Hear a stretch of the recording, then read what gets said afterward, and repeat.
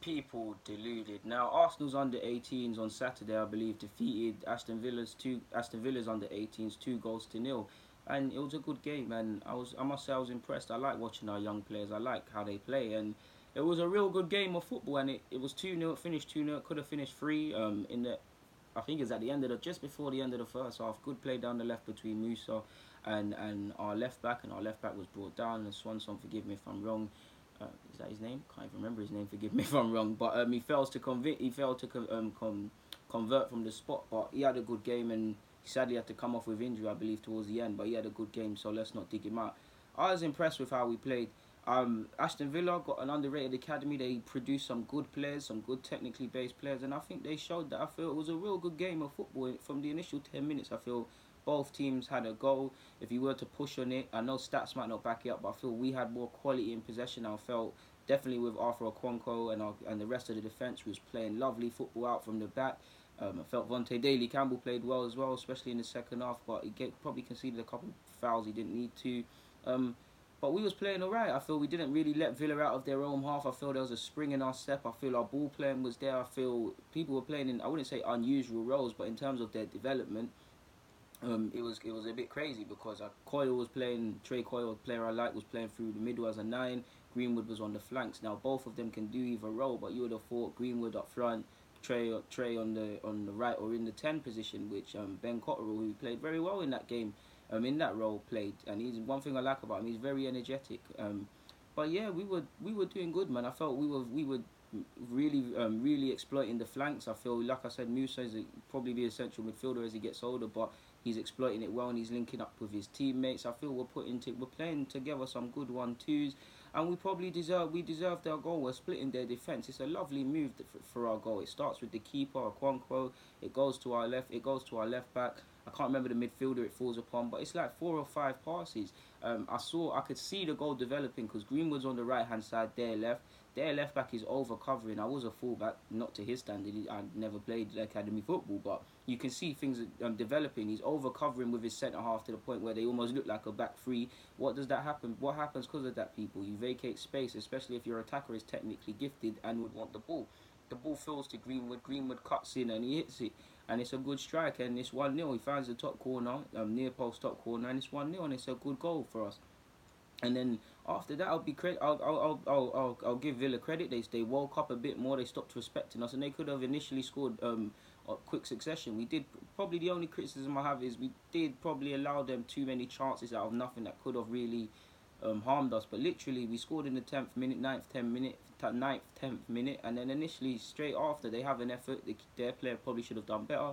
But Arthur Okonkwo again steps up and saves the effort. I feel he done very well in terms of shot stopping, coming off his line on occasion as well. He timed that very well in the game. I was very impressed with him. A couple of players impressed me, but him in particular.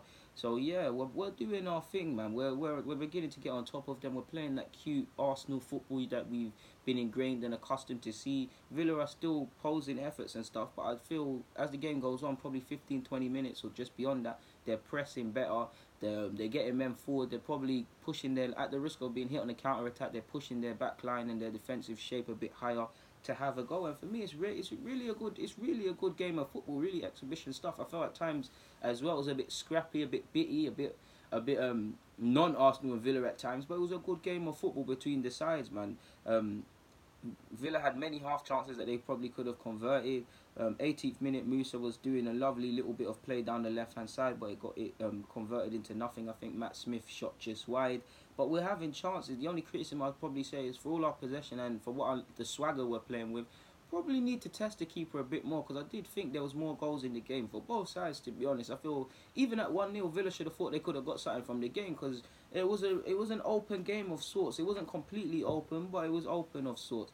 We're playing some lovely patient football as the game goes on, man. 31st minute, like I said, Swanson's obviously brought down. It's a lovely bit of play down the left between him and Musa. Musa plays a pass that obviously Swanson was running onto. It was a 1-2. He's brought down. It's a penalty. It's a poor penalty for what it is. I felt he shot straight at the keeper. Couldn't understand how I know Greenwood's missed a penalty this season, but there's Greenwood, there's Coyle, there's Musa, there's a couple other players that could have taken the pen. But if my man's the penalty taker, he's the penalty taker, and it's elite mentality because he kept his head up after missing that penalty and he kept playing without letting his standards drop, and these are the sort of things that happen. That being said, on the topic of standards dropping, I did feel the last 5-6 minutes we were probably allowing them a bit more chances than we would have if we wasn't tiring towards the end and our standards were dropping, and like I said, it became a bit sloppy. Second half, I felt we played much better as well in terms of an offensive sense. I feel Villa almost gave up. I feel it was one of them where you didn't want half time to come sort of thing. It was like Villa's energy levels were down. I said our left backs our full-backs were having a lot of joy down either flank, but it felt like Vontae and Swanson were having more of an effort down the left and right respectively. They were allowed to, because Villa wingers stopped really pressing with intent, and you saw on numerous occasions Vontae Daly-Campbell putting some lovely low drip passes, lovely low drip crosses, low drilled crosses better yet, into our box. And there was one, I felt Musa had such a good game. He deserved a goal. He stretched as far as he could, but his legs just weren't long enough, and it looked like it's a case of another goal coming. And to a degree, you're feeling we need to score another goal, because on occasion, watching the under-18s, definitely against, was it Everton?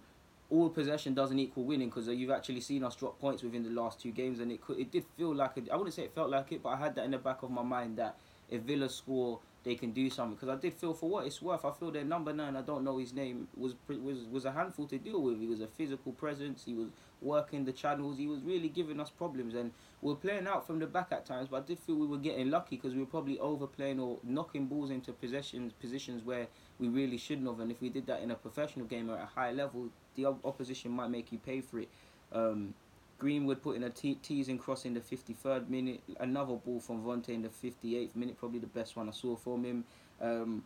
Musa's running the show. I mean, he's on the left-hand side, but as he's coming in central, throughout the whole game, when he's coming central, he's having a lot of joy. He's linking up well. First half, he did one cute little nutmeg. Second half, he's doing just cute little things to let you know he's a baller. Cute little body feints, cute little passes. He's really getting into it, and I'm really liking what I'm seeing. I feel Greenwood holding the ball up from wide areas did a good job as well, to be honest. And it did look like we were going to score. Like I said, we're having cute touches, and we're more or less on top of Aston Villa. And they gifted us their goal. They caught playing out from the back. The keeper plays it to their left back.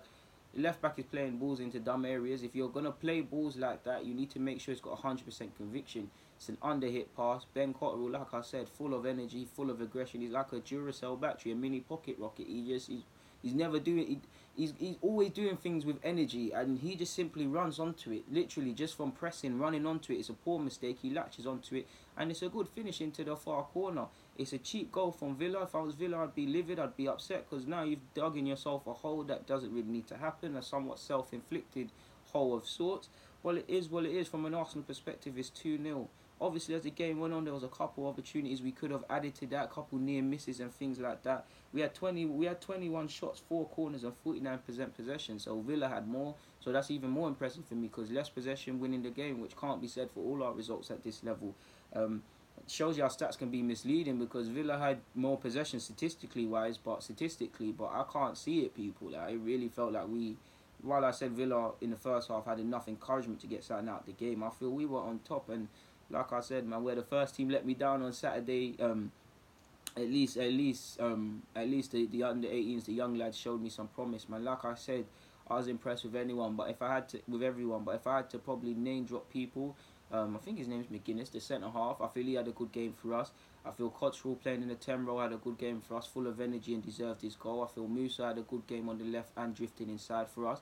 And I feel Arthur Okonkwo, the young goalie, had a very good game for us. Now, he's still raw. He still needs to improve in several incidences. But I felt playing out from the back, coming off his line, some of the saves, everything he was asked for, he done it today, man. And I feel he's probably him and Musa and Cotterill tied between them 3 as my men of the match, to be fair with you. But it was a good game from these players, man, and it's a good result. And yeah, I know on Thursday I think we're playing Spurs in the FA Youth Cup. That's going to be a big game for us. Not too sure when the under-23s are back in action, but I'll be here to review it. So on that note, people, good morning. Enjoy your day at work, as I will the same, and let's have a good day.